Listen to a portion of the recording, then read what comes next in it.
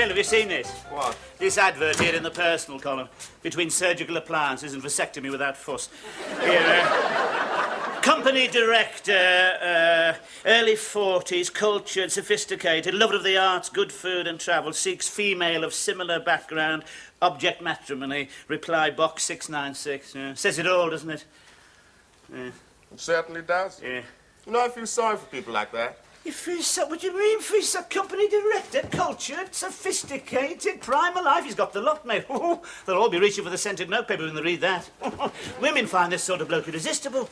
Then why does he have to advertise? Well, perhaps because they don't know about him. Maybe he's shy, retiring. He doesn't sound shy and retiring. He says he's cultured and sophisticated. He seems to have a high opinion of himself. Yeah, there's no point of being too modest, is there? I mean, if you're selling pork pies, you don't hide them in the back of the shop, do you? Put them out on display. Yeah, that's all he's doing, he's putting his pork pies in the window. We're not talking about pork pies, Rigsby. We're talking about women. And if he's so cultured and sophisticated, why can't he get one in the normal way? No, what do you know about the normal way where you come from? When you want a woman, all you do is go out, give him a quick burst on the drums. No, we don't. Give us credit for a little finesse, Rigsby. Oh, all right, what you do then? Huh? Well, we paint ourselves all over in white stripes, hide in the bushes, making little whooping noises. When they come down to fill their water jars, we leap out on them. You see what I mean? Cover yourself with white stripes and he's a company director, mate.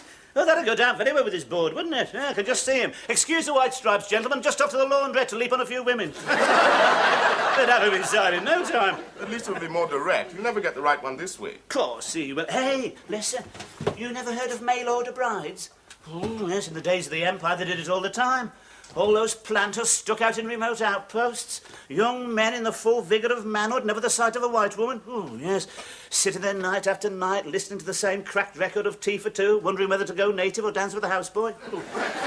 They had to do something, otherwise they'd have snapped. So what they used to do, they used to write home for a bride, giving the full requirements. And she'd come upriver with the grand piano and a roll of lino. Then they'd live happily ever afterwards. How do you know that? Well, because they both knew exactly what they were getting, you see. It's the same with this fellow. He's given them a very clear picture there. You see, it's all in black and white.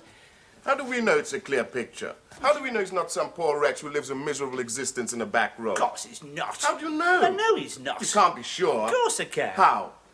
I put it in. You, Rigsby, you're not a company director, you're not early 40s, you're not cultured, and you're not sophisticated. Well, nobody's perfect. There's not a word of truth in it. You've exaggerated a bit. And there's something else you've forgotten to mention. What's that? You say there, object matrimony. Right. You're married. Ah, yes, well, you may have put your finger on the one small snag there. It's quite right. Yes, but I shan't be married for very much longer. Filed my petition this morning. Yes, should have done it years ago. Few months from now, free man. What about Miss Jones? What about her? I always thought when you got your freedom, you two would get together. No. I've got to face it, Phil. For some strange, unaccountable fact, I just don't turn her on. I don't know what it is. I told her I was getting divorced. I said I was thinking of settling down. I couldn't have made it plainer. I told her I was looking for the older, more mature woman. What did she say? Offered to put me in touch with the over 60s. No, it's no good. That's why I put this advert in, you see. It's no good hanging about any longer, is it? I'm not getting any younger. You're, according to that, you're about 15 years younger. Don't want them to think I'm decrepit, do I? When I get the right reply, I'll meet her in some romantic spot, you know, some oldie-worldy pub, perhaps, with a fire blazing in the hearth, horse brasses on the wall, our eyes meet across a crowded room. She makes a dash for the door. I what do you mean? Look, you've got to face it, Rigsby. She'll be expecting someone much younger. Yeah, but I carry me age well, though, you must admit. I mean, it's an interesting face. It's got character, hasn't it? I mean, look at that profile. Classic. I mean, yes. I mean, you must admit, this face has been lived in. It looks as if it's been slept in. All right, I may not be as young as I was, but there's more to love than just the physical side, you know. There's such a thing as a spiritual attraction. Have you thought about that? It was my trouble in my younger days. I never gave it a minute's thought. I was too worried about a pretty face and a well-turned ankle. I never thought about discussing art, music, literature, the decent things of life. Perhaps if I'd done that, I might have found someone decent, eh? I didn't know you felt like that, Rigsby. Oh, yes. I'm sorry. I didn't know you were looking for that sort of affinity in a woman. Of course I am. That and a decent pair of knockers. A decent pair of knockers? You don't change, do you? Well, culture's all rubbish. You can't discuss Etruscan vases all night, can you? No, I like my women well stacked. I like them with a bit of this and a bit of that and plenty of the other. Yeah, I think that's the best sort of exercise for that, for just discussing stiffness. What's the matter, Ruth? Have you seen this, Philip? Company director, early 40s. Yes, I've just been reading it, as a matter of fact. I wonder what sort of person he is. I see him bronzed by travel, steel grey hair, well-manicured hands, expensive clothes worn with a casual air, probably sitting alone in a hotel suite listening to Beethoven. I wouldn't get carried away, Ruth. He could be quite ordinary. What do you mean, ordinary? Well, broken fingernails, old cardigan, sitting in a back room listening to the arts. Oh, don't be ridiculous, Philip. I mean, does he sound like that sort of person? No, he's probably spent his whole life making money, and now he's asking himself the question, what's it all for? I think he's lonely. I think he needs someone. I think you're right. But who's going to reply to something like that? You'd have to be desperate. Yes, I suppose you're right. You haven't got a first-class stamp, have you? You're not going to reply to it. Well, why shouldn't I? Aren't you taking a chance? I feel like taking a chance, Phil. I'm tired of waiting for life to knock on my door. I've got to get out there and pitch. But he could be anyone. Suppose you don't like him. Well, I thought of that. I didn't give my name and address. I just suggested somewhere that we should meet. Didn't you give any personal details? Well, only a brief description so that he'd recognize me. You know, slim, attractive, late 20s. Cool, self-possessed, with a sort of roguish smile. Do you think that's enough? I should think that'd be more than enough. Oh, you're expected to exaggerate a little, Phil. I should know. I've been through all this before. Really? Yes, I went to a matrimonial agency once. They put me in touch with a fun-loving extrovert with an urge to travel. He sounded fine until I found out he was doing 5 years in Parkhurst. The next one was better. In fact, he was quite nice. What there was of him. The trouble was, he only came up to my shoulder. The first time I saw him, he was sitting on a bar stool. How he got up there, I'll never know. We had several martinis and we talked. Oh, it was so romantic. Until it was time to leave and I had to lift him off the stool. Must have been a big disappointment. Well, it was, but even then I thought there was a chance. I really tried. I tried so hard I developed a stoop. You see, he was so sensitive about the fact that I was taller, and he wouldn't dance with me because we kept walking into the tables. And of course he was too proud to look under my arm. I tried to reassure him. I kept telling him that small was beautiful. Did he believe you? Yes, as a matter of fact, he did. He stopped thinking he was beneath me. Well, of course he was beneath me. I mean, a long way beneath me, but I didn't mind. Then one night I forgot. I made this disparaging remark about Napoleon. He got very angry, jumped off his cushions and left. I never saw him again. Oh, dear. But this time, I think it's going to be different, Phil. I'm sure it will be. All I'm saying is don't raise your hopes too high. Be prepared for a slight disappointment. Remember, beauty is in the eye of the beholder. Oh, I do agree, and I can't wait to behold him. I think we're to like each other. Don't laugh, Philip, but I think I know him already.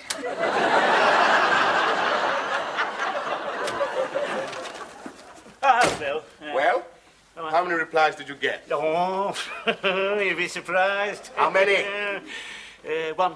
I thought you were expecting a sackful. Well, I told him not to put it down among the surgical appliances, didn't I? I mean, you're not looking for a future husband among the body belts, trusses and hair transplants, are you? You're looking for a replacement, not spare parts. But, hey, what a reply this is. I smell that expensive perfume. Oh, make your shirt roll up your back, doesn't it? Hey, look at that stylish hand, hey? Look at that. She didn't leave school at 14, look. Look, I before E every time. And look at that, writing without lines. You can tell she's got breeding. I see it isn't signed. No, of course, you don't expect a woman of quality to identify herself to a box number. Of course it's not signed. For all she knows, I could be the Phantom Flasher. No. No, what she wanted is she wanted to observe me first before she reveals herself. Oh, yes. But once she sees I've got all the social graces, I can move in any social strata, I shall be away. What are you going to talk about when you meet? Don't you worry, mate. I shan't be at a loss for words. I've been watching Melvin brag. You see, it doesn't matter what you say as long as you don't split any infinitives. That's the main thing. Don't worry, I shan't be at a loss for words. I can charm the birds off the trees when I want to. You pin back your lugholes and listen to this. You won't recognise me. She's given me this number to ring. It's probably a Muse flat. Hello. What a delightful voice, yes. Only you could have written such a charming letter that I've read, reread, and keep close to my heart. Yes.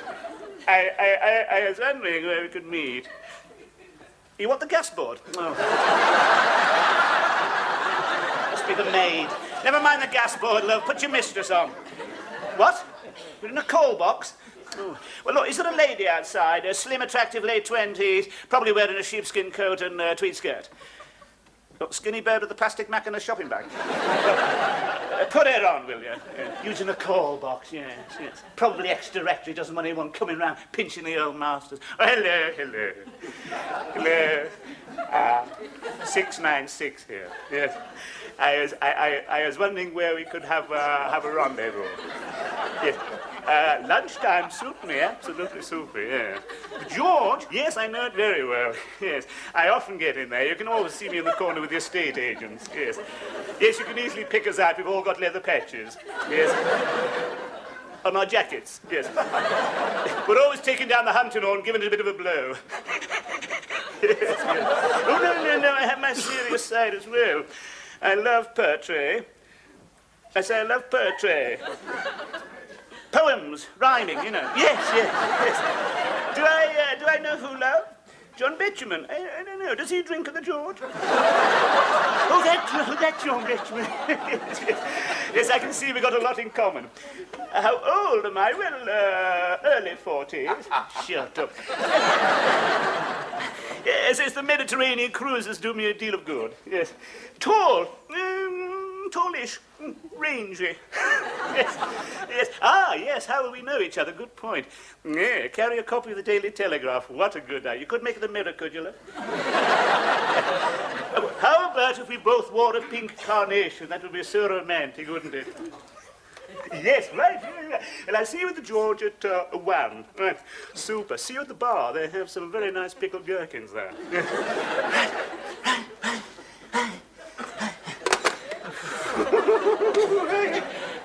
Are you going to talk like that all the time? Yes, why not? You'll give yourself a hernia. Don't worry about that, mate. Right, but if I can get me pink carnation, I've got to get ready. Right, I think this calls for total immersion. Yes, a long soak with the bath crystals. Oh, hey, what a voice. Refined, but underneath, I bet she's a real raver. Yeah, real touch of the Lady Chatterley's there. Well, don't expect too much. You haven't seen what she's like. Don't worry, mate. I shan't wear my carnations. We'll have had a good look at her. Yes, but I'm not worried with a voice like that. You're all going to get a bit of a shock around here, you'll see. Including Miss Jones.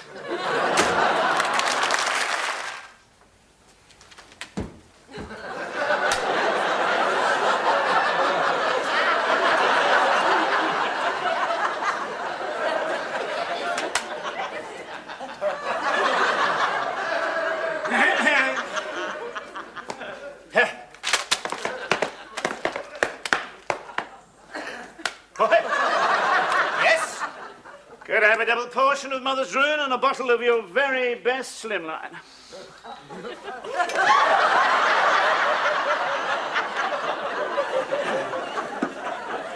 Do we hear the tinkle of ice cubes? Perhaps a slice of lemon? You wouldn't like a cherry as well, would you? Yes, I would. That'll be 82p. 82? And pass those crisps down. I'm famished. Yeah. Anything else? Yes, where's a little plastic sword? We haven't got any little plastic swords. No, I always have a plan. My God, this place is certainly going to the dogs, isn't it? That it, then? No, it isn't it. I'm looking for a young lady. Aren't we all? Can we have a bit more civility, please? Just as well you weren't here in the old coaching days. You had a gentleman's glove in your mush. Is that when you used to come in, then? I've arranged to meet a young lady here, slim, attractive late 20s, roguish smile, probably wearing a twin set pearls, very refined. Have you seen her? Oh, you must be the chauffeur, eh? I beg your pardon. I'm not the chauffeur. I haven't got time to bandy words with the likes of you. I'll go and find her myself. Riff-raff.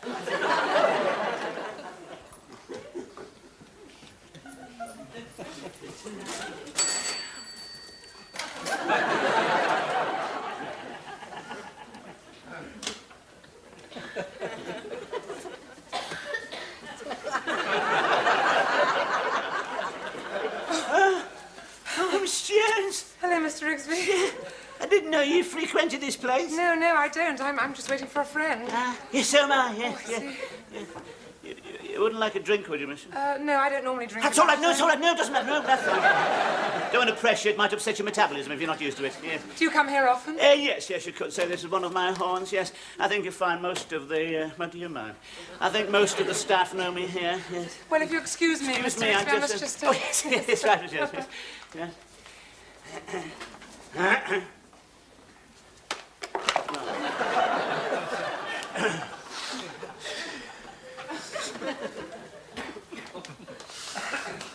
Well, darling, how does it feel to be Mrs. Smedley? Oh, absolutely wonderful, darling. I'm so happy. Two of the usual, please.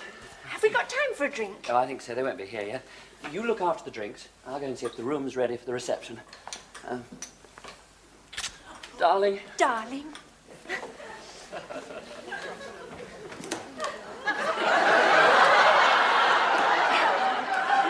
My word, you're early. I couldn't wait. Oh, thank you.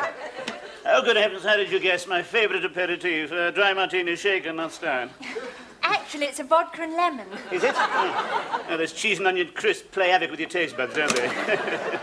You certainly didn't waste any time getting I here. don't believe in hanging about. I'm a man of quick decisions, impulsive, ready to hazard everything on the throw of a dice. May I propose a toast? A toast? A toast. A toast to love. Love at first sight. How nice. To love. To love. Yeah. You must be the first. What do you mean there are going to be others? Oh, yes. There'll be quite a crowd. I don't like the sound of that. Well, you know how it is. Once you start asking people... Oh, don't worry. There'll be enough to go round. I'm quite sure there will. Oh, don't worry, I'm not complaining about the competition, but do remember I was here first. Anyway, now I am here. What do you think?